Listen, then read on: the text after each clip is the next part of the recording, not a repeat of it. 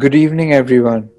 I would like to welcome you all to the BW Business World HR role of HR in emotional health of employees in these times, in these tough times of COVID-19, the pandemic. And I'm talking to Miss Anita Bindani, Mr. Amit Bose, Miss Heather Gupta, and Miss Madhvi Lal. All of them are experts in their fields, and it's an honor to have you all on this panel. Welcome. Thank you. So I'll start with Miss Bilani. I'll ask you all one same question. So what is it that's been keeping you all busy since the last 6 months? There are so many things that are happening around us, and there's the role of HR has changed so much in these last 6 months. Yes. And as we look to the last 6 months, as we look back, we can see that suddenly, just out of the blue, this lockdown happened, and just overnight we were required to completely change the way we worked, and organizations had to adapt to this new environment very, very quickly. And it put a lot of pressure, on the one hand on the business, because you didn't know where the next piece of revenue was going to come from. But at the same time, the adaptability required from the employees was tremendous, because suddenly everybody was required to drop everything and start working from home. And a lot of organizations were not prepared for that. So HR played a very, very significant role in preparing the organization from an employee perspective. Because if you see, the systems and processes, technology, etc., was not really geared to preparing a complete shutdown from the offices and moving into a work from home environment.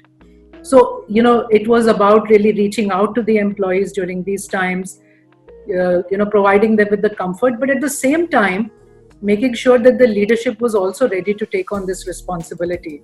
Because while employees were adapting, leaders were also adapting in this new environment of how do you manage a virtual team, how do you make this team effective, because that human touch in the office was completely missing now. Yes. So there are so many things that were required to be done, and this is not ended. The transition is still going on, because in the post-COVID world, there's going to be a hybrid model, and there's going to be requirement to really engage in a very different way with employees while maintaining the culture and purpose of the organization. The other thing that was very, very critical was, keeping that sanity alive, because everybody was very worried about COVID. Yes. The employees were very worried about COVID. So it has had an emotional toll on everybody. So it's about really providing that comfortable, secure, place for people to come and engage with HR, and HR providing that environment for them. So I'll let my fellow panelists also respond. So I'll just hand over to the person. Yeah? So Miss Gupta, Miss Heather Gupta, what would you like to say about how you spent the last 6 months and what's kept you so busy?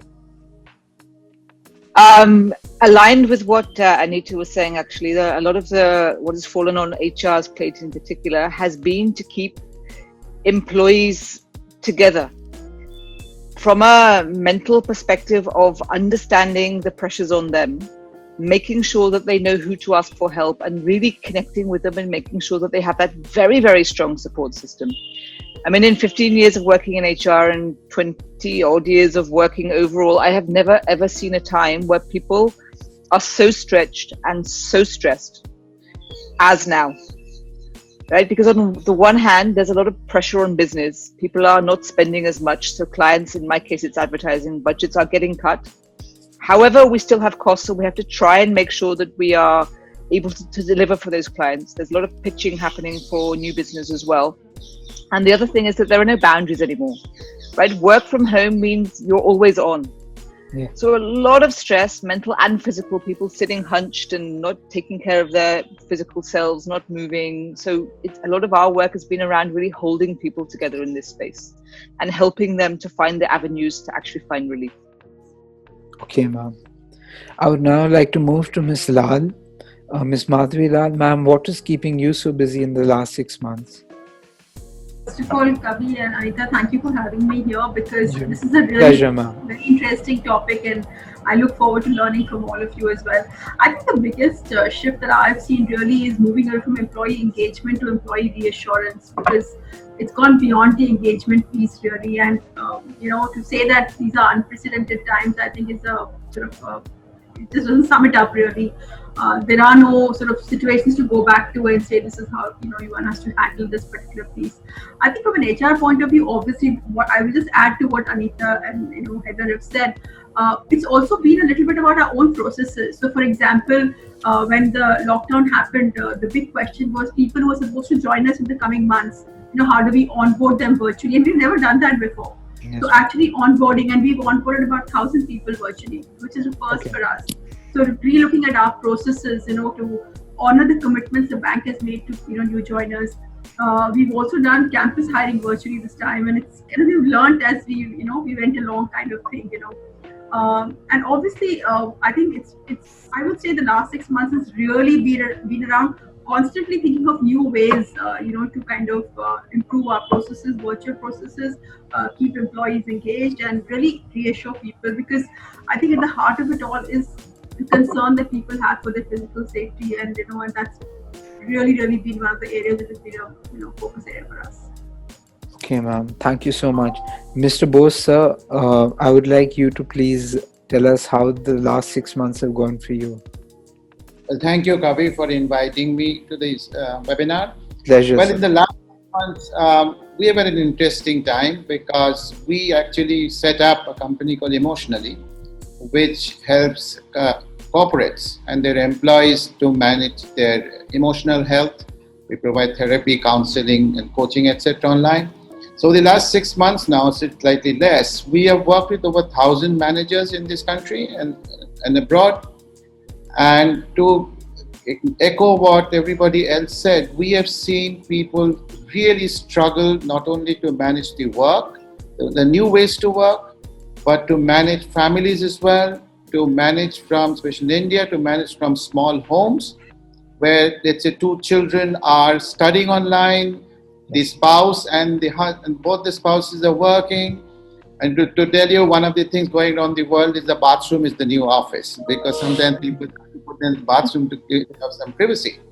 So we've been working with them, and what we saw was that, whereas I think in the beginning it was a sense of little adventure and a new thing, this working from home, and I don't have to go to office and I don't have to meet the boss and all that.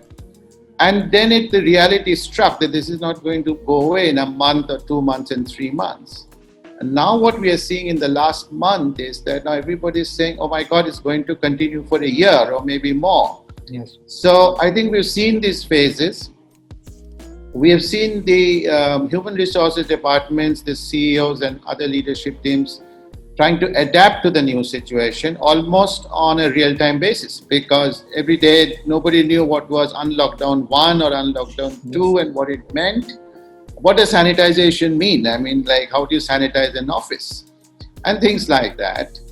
And but the other side of the flip side of it, we are absolutely amazed how individuals have adapted to the situation. Individually, both as companies, of course, supporting, but individually they've adopted. They're helping other colleagues, they're helping their family members. So it's a great amount of change. And I think going to see more of it as we go along. And there are new realities are settling in right now. Okay, sir. Thank you so much. So I'll come back to Ms. Bilani.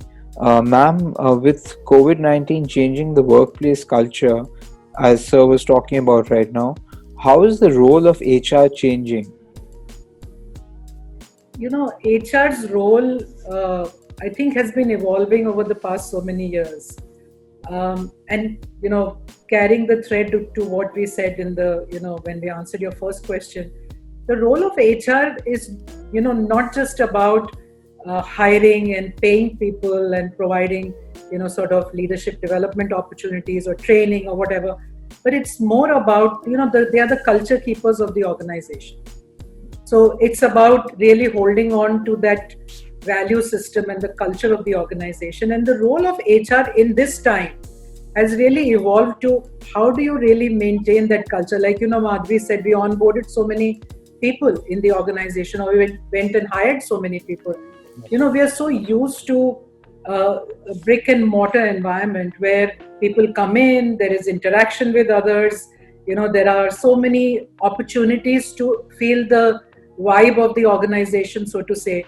But here, how do you, give this sort of a new twist in the sense of how do you make people that are coming into your organization be part of this culture and be, understand the real values of the organization. So in the past 6 months, I think HR's role has become more of a culture keeper, the provider of that purpose in the organization, as well as be the conduit between the leadership and, the employees. Because what is happening is the leadership is also running around for business, and it has been very tough, for a lot of organizations.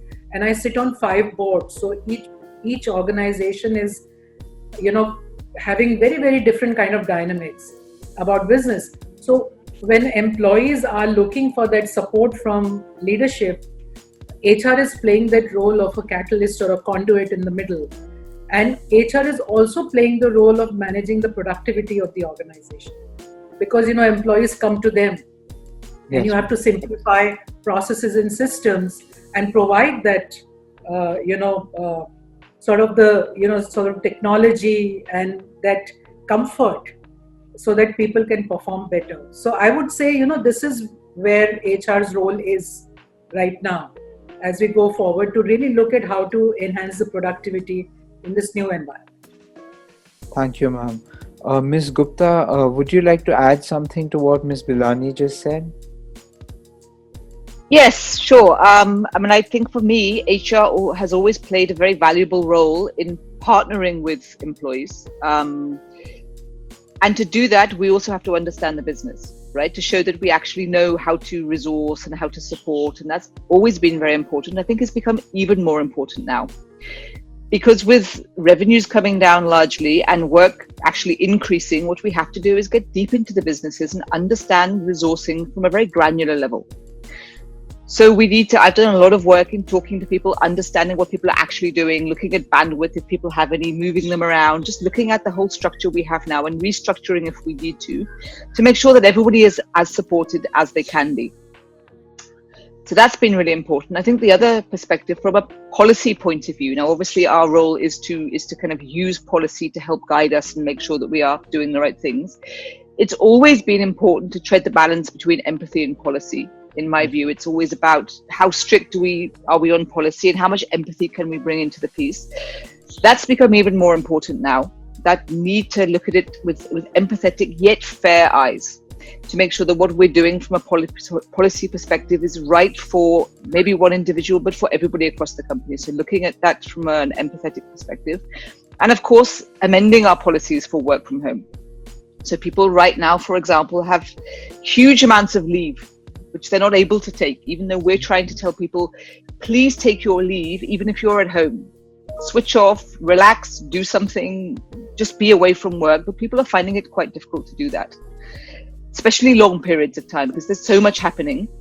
And moving now, let's imagine this gets over January 1st, 2021, which I think is a little ambitious, but let's imagine now people will have a lot of leave. So how much do we carry forward? How much do we say some of it has to lapse? How do we try and manage a situation where people will have a lot of leave, but we also need to manage the business and make sure that people are taking it in a structured fashion? So looking at all of our policies through the lens of our now new situation with COVID is also something we've had to do as HR leaders as well. Okay, ma'am. Ms. Lal, ma'am, I would like to ask you, we just spoke about it a little bit, the emotional impact of COVID-19 on corporate India.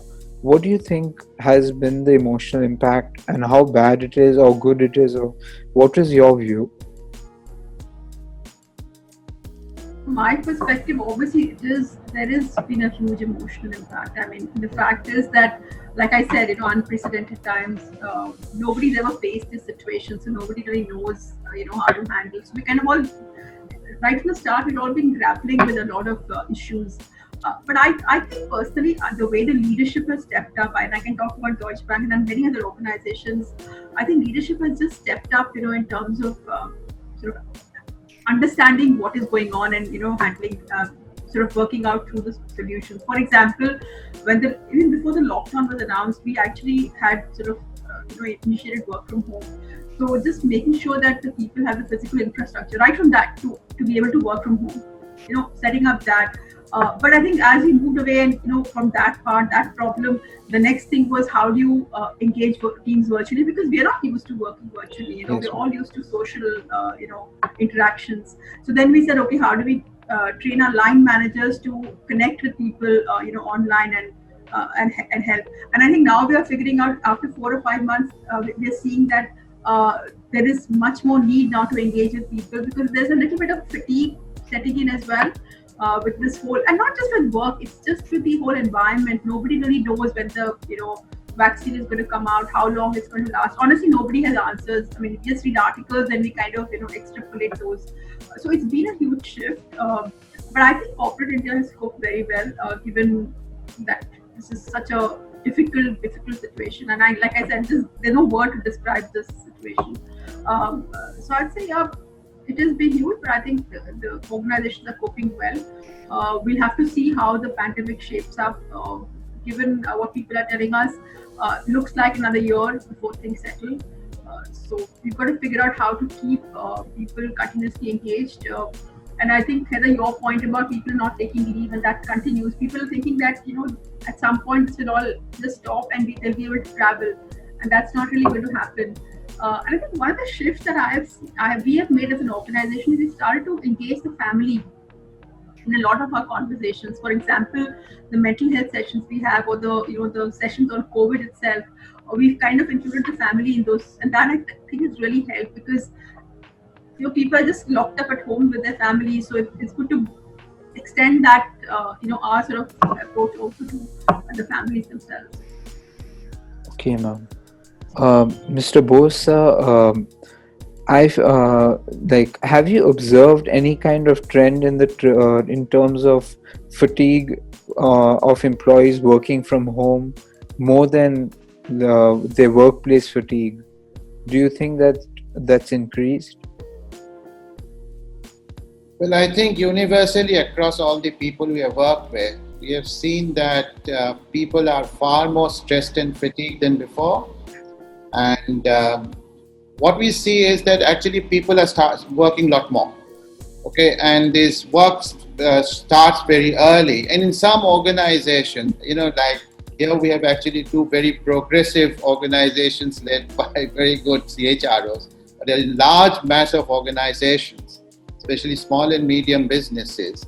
I think emotional health is a word was not known. And in fact, it's something you took care at home and you talked to your wife or your aunt or your mom, and that was about it. So, and of course, there's been huge stigma before in terms of actually talking about emotional health. And you go to somebody and say, I'm feeling a bit down, and they say, okay, don't worry, just go out for a walk or something and come back. So there's a huge amount of fatigue, and people have been working very long hours. People have been sitting in one place and looking at a screen all the time, and you can't even step out of your cubicle or go for a stroll around the office or go outside. And we were just doing work with a very large communications company, and the one thing, I mean, one of our sessions, what happens, people talk to each other as well freely, and the leadership attends. So everybody said, I got all our meetings are just transactional. We start with the agenda. We never even ask, hi, how are you? Have you had a cup of coffee? And the chit chat that goes around when you actually met in a meeting room or outside, or the water cooler chat. So it's so transactional. Then there is also, because the home situation, it's all very nice for people to have said, I'm cooking now and I'm helping at housework and everything. But that got a little tedious after a while, because people had a lot of work to do. Then a lot of bosses started calling on Saturdays and Sundays in the evenings. because, hey, you're always at home. And Heather, to your point, in one particular company, they said, what do you mean you want to take leave? You're at home. So, because where will you go with your leave, right? So different issues are going on. People are now quite tired. And I think people are, especially in India, I think with the rising case of infections, people are becoming a lot more fearful.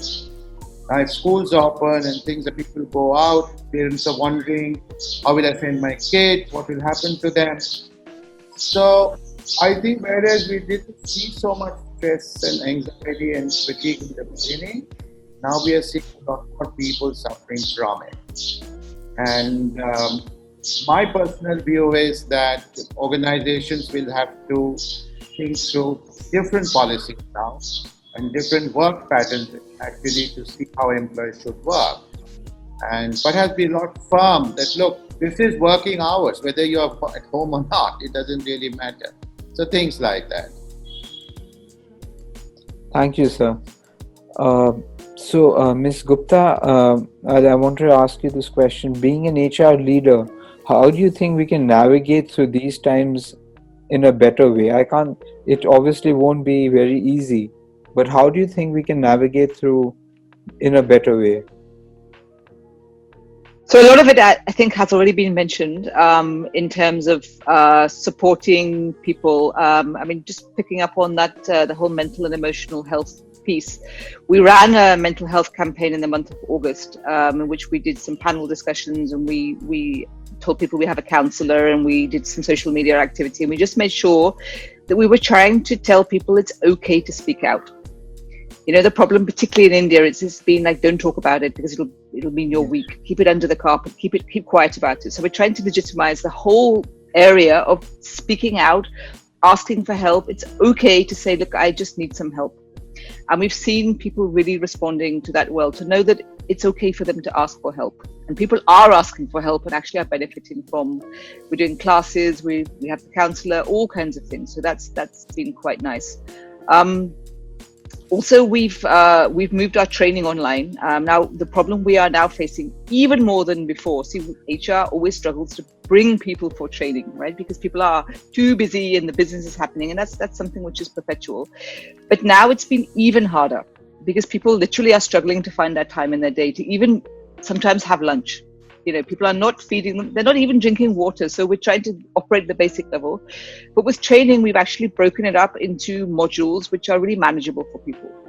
So to try to make sure that in this time, it's still really important to develop, learn, grow, look at those non-urgent activities which make us richer human beings and add value back to the business. So we've tried to sort of reposition all of that training work we're doing to make it very flexible for people. And that's worked actually very well for us. And we've also spoken to some of our leaders and asked them to give people space. Okay. Because if you're a very senior person with a team of, say, 50 people under you, you don't see what everyone's doing, okay? You can't see what everyone's doing. So just to say that, this person is doing this training, let's try and make space for them or be very alert to sort of what's going on for people at a very granular level. And that's also, I think, working quite well as well. Thank you, ma'am. That was really valid, and thank you so much. Ms. Bilani, my question for you is, as we try and approach a new normal, how can we strike the balance between work and emotional health? The organizations have to really, this is not just about the pandemic, and this is not just about the current situation that we are in. I think on a broader level, we have to understand that the loss of productivity that happens, because of mental health issues or emotional health issues is tremendous, even if you kept the pandemic aside. And I think we need to start this dialogue internally, because if you really think about it, if I'm stressed, I'm not going to perform to the best of my abilities.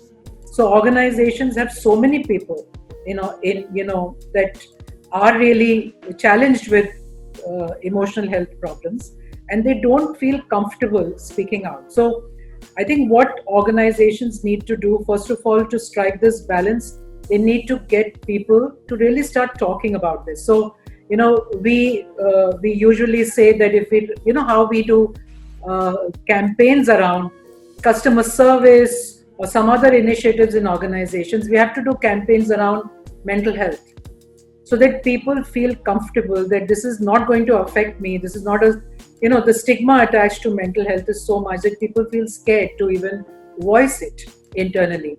So if they know that the organization is serious about doing something about it, people will come out and get help. And getting help is as simple as talking to some professionals who are counselors or psychologists. So that's number one. So if you're able to address this issue on an organizational level and people feel comfortable discussing their challenges, what will happen is that the balance will come automatically. People will feel better, they will be more productive, they will perform better.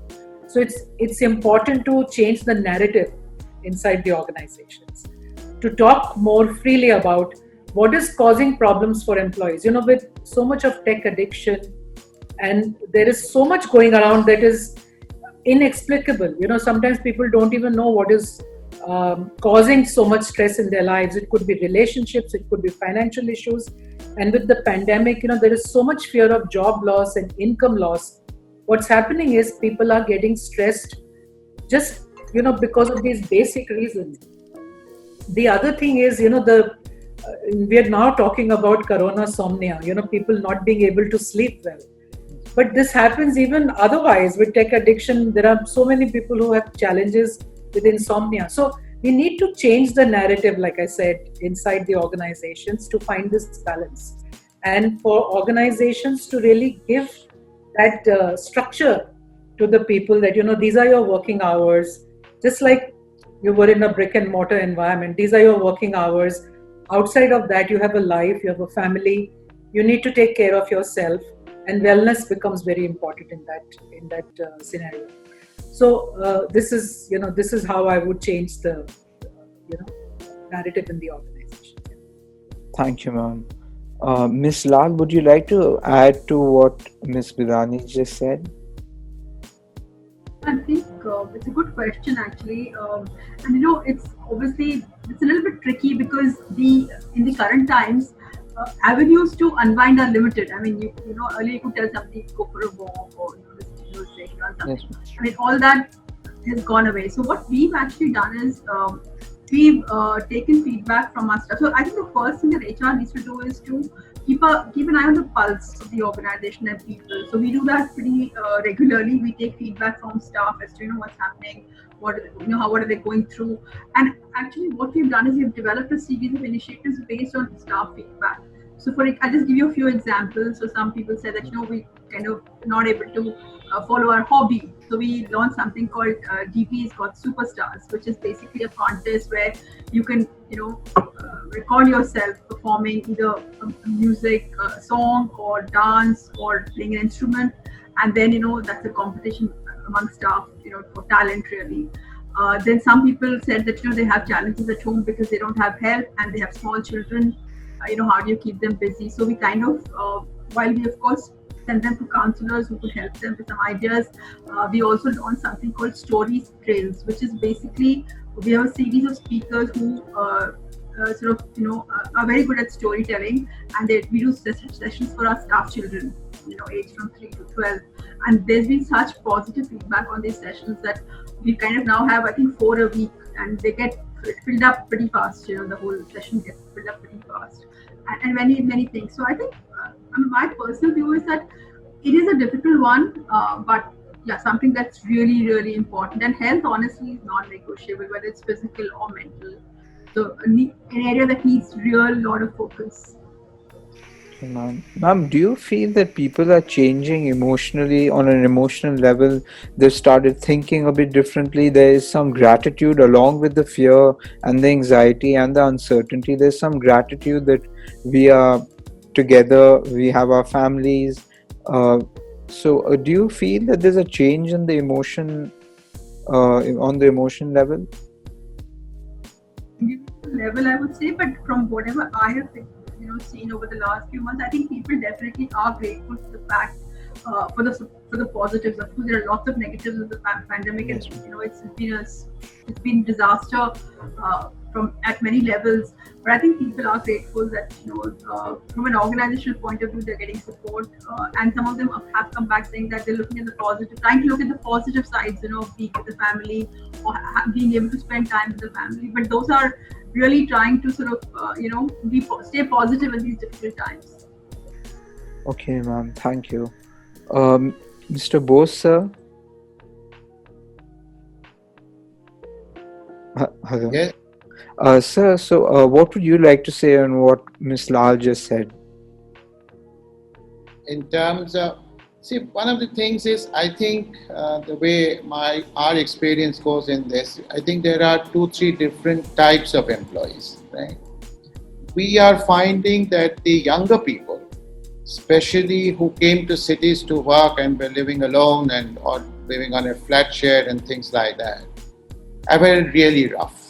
Okay, and they're young, so they haven't had time to become emotionally mature. And many of the younger people are finding difficult to cope.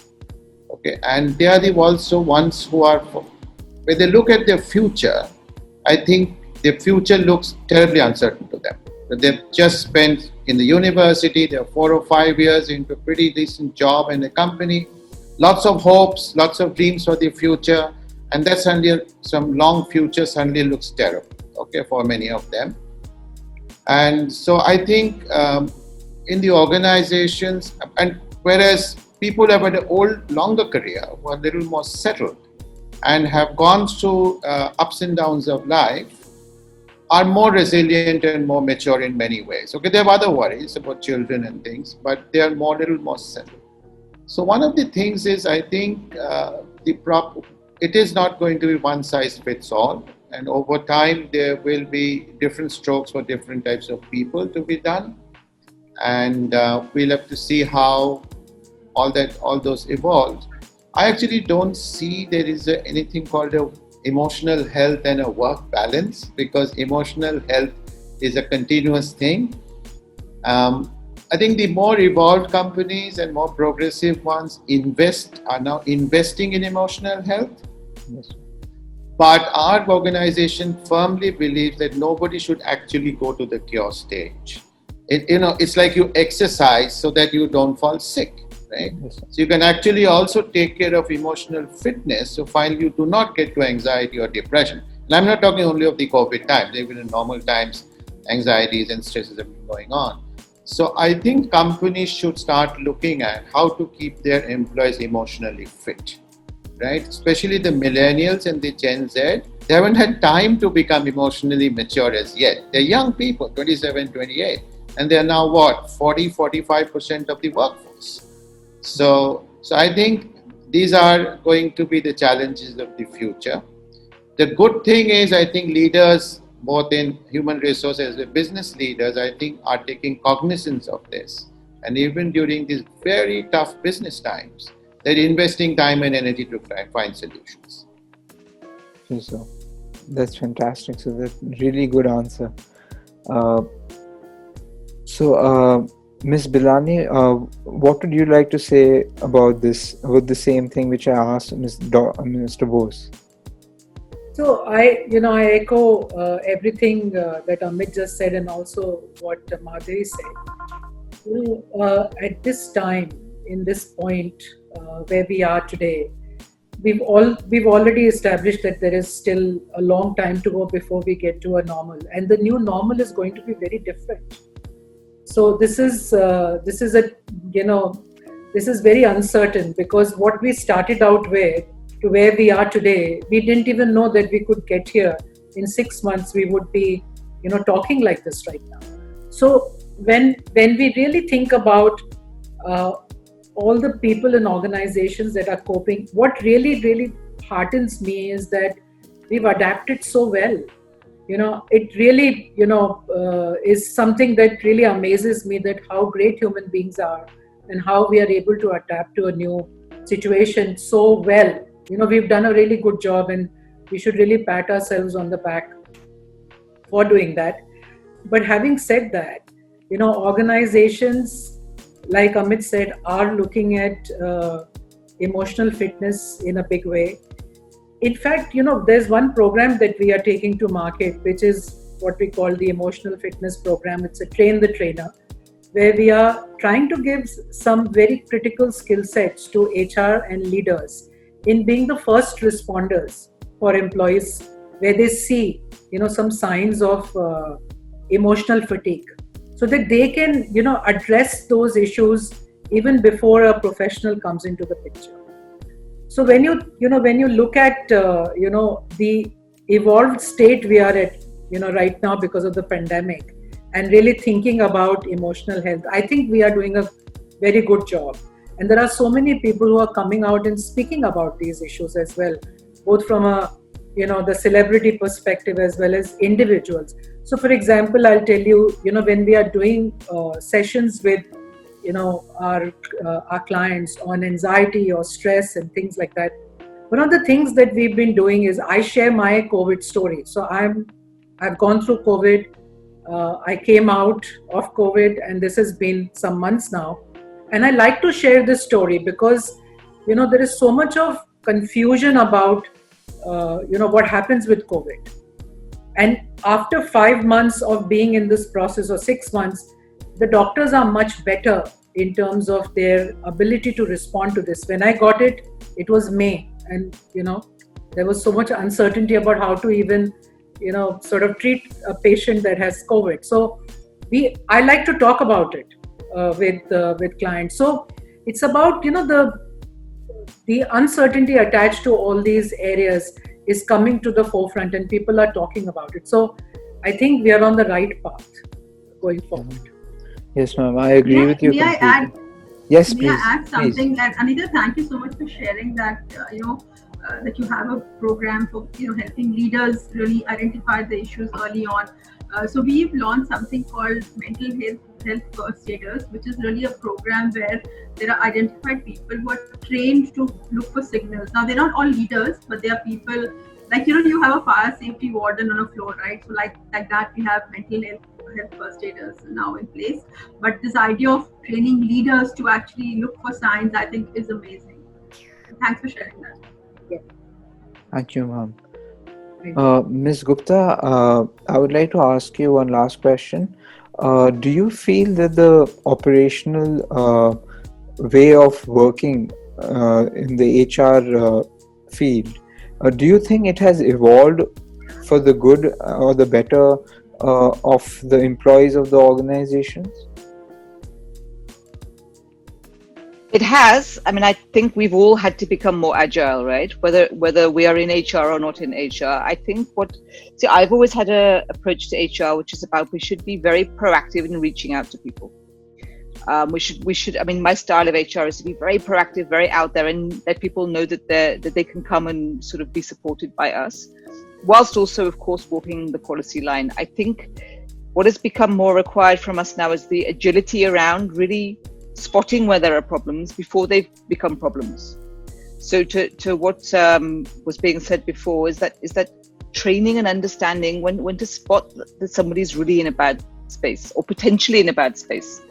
So lots more agility and lots more getting deep and granular and really sort of getting into that space. So I think that's changed a lot for us from the way we sort of work. I don't know if that was quite your question. I didn't understand the operations piece.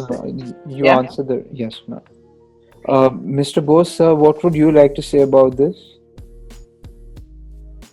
Firstly, I think human resources is now going to move center stage of the organization. I mean, for a long time, it was sales and marketing. Well, when I started my career 42 years ago, it was mostly factory people, because those days, they were in license testing and all that. Human resources, with all due respects for my colleagues on the panel, was like, okay, we must have a human resource department. And started with administration, then moved into management development, leader. But I think never at least I'm like half a decade now, almost gone working, we have seen such stress on the people side. We have seen technology changes, we have seen financial markets collapse, but we have never seen such stress on the people side. So I think human resources will move to the center stage on leadership. I think there is no a distinction between operations and policy now, because every day dynamically things will have to be changed. I was a couple of months ago for some other context speaking to Salesforce people globally on some of the things. They said we are tweaking business models every 2 weeks because every 2 weeks we don't know what's going to happen, and it's going to continue for a year. Yes. So that's a gigantic sort of company which is being nimble to change it, and so therefore these will continue. What we need to do. But I just want to leave a thought for who is going listening to us. I think a component all of us should do, whether we run little companies or large companies or whatever, is bring back some rejoicing and happiness. See, everything has become, even in this most severe conditions, you can find there's something to smile about and something to laugh about. And it's too much discussion obsessively about this COVID and all the bad things, as if nothing good is going around at all.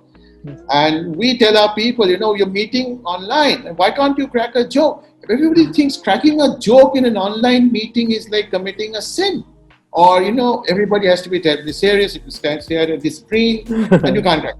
Yes, But why not bring back some degree of lightness or some degree of happiness? That hasn't gone away from the world because of COVID. Even the poorest person in the direst of times will sit down and have a laugh about something, right? So that's something I think we need to bring back, some enthusiasm, some little jokes, some laugh about some things. So we always tell people, have a gathering every week on a Friday with a beer or a coffee online and don't talk of work. Just chit-chat about everything. It doesn't really matter. So I think we need to also start behaving a bit more normally online than we are doing right now. There's way too much business, way too much transaction. yes, sir. Thank you, sir. So, would anyone like to add anything on the closing note? Just that from my perspective, obviously they're really tough times, and we cannot even relate to the difficult situations faced by a lot of people who had to leave their cities, go back home, etc., etc. I say from an organization perspective and people perspective, I think as much as we can continue with the BAU, I think that will help. I think focus on the work that's to be done. And there will be challenges. My sort of piece is that just keep an eye on the pulse of people. Keep sort of watching out for what else we can do to sort of go through this whole sort of difficult time. Really. Okay, ma'am. Thank you so much. Ms. Gupta, Ms. Bilani, would you like to add something, please? Yeah, I would just like to add, I think the most important thing is that people feel that they can confidently open up and share. It happens when you're face to face, right? You'll walk somewhere, you'll meet somebody, you'll just end up having a bit of a chat. Because that face to face interaction, the body language is all working for you, you may open up and share. That's not happening now, right? So people need to know that it's okay to open up about anything. It's a very safe space. This is a safe, psychologically safe company. It's a healthy environment, albeit a virtual environment. So whatever is bothering me, even if it seems a very small thing, I know that I can speak out about that. I will be heard and there will be action taken. So that I think is a very critical piece for me. Thank you, ma'am. Ms. Bilani, ma'am, what would you like to say on a closing note? Yeah, I think I will just say that, whatever has happened has actually brought us to a very interesting situation. And, we are, none of us ever imagined that we would be going through something like this. So it's about seeing the positives that have come out of this situation. In fact, I think that, at least I have become more adaptable, with this, being cooped up at home and trying to make a day work. With so many commitments, but I just find myself enjoying some of it as well, because I don't have to get dressed up in the morning and get in a car and sit in traffic and go somewhere. So that's the positive. Yes. But this is the time to really take care of yourself. for every individual. It's a time to take care of yourself. It's a time to think about yourself, and not be so caught up in the, in what's happening around us, that we lose sight of the fact that we are responsible. It's called self-care. We're responsible for ourselves. And so, in any organization, there are lots of people that we can talk to. The HR functions in most organizations are now evolved, just like we've heard from Heather and Madhuri, that there are opportunities for getting help internally, being emotionally fit, and that will help us even take care of our families. So, we have to put the fear aside, and we have to take care of ourselves first, and then the rest will follow. Thank you, ma'am. Thank you, everyone. Thank you, Mr. Bose, also especially for reminding me that we should have a sense of humor and there should be some happy moments even during this difficult time. Thank you, Kavi. Thank you, sir. It was an honor and a privilege to talk to you all. And it's been a pleasure, and I've learned a lot, and it was a really nice debate. Thank you so much. Thank you so much to Business World for having us all. We appreciate it. Thank you, ma'am. Bye-bye, Very interesting discussion. Thank you so much. Bye-bye. Bye. Thank you, ma'am.